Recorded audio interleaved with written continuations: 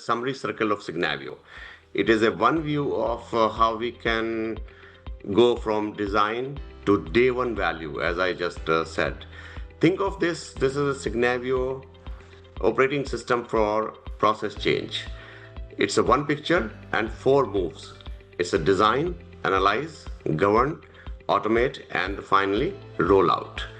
So what we're gonna cover today, like center first here, the process collaboration hub, single source of truth for business, IT, and audit.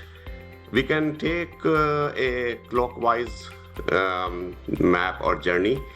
We can go from there, design and simulate, as you can see here, with the process manager. The very important, that's a BPMN, best practice compare, and a journey modeler.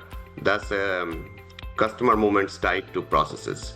Then we can go and analyze with the 2 engines, process intelligence and process insights.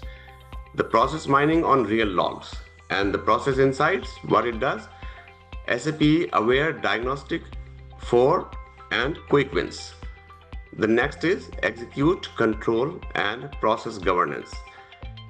For what?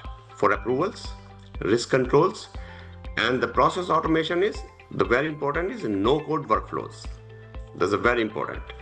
And the outcome for this is a faster fit to standards, fewer variants, very fewer variants.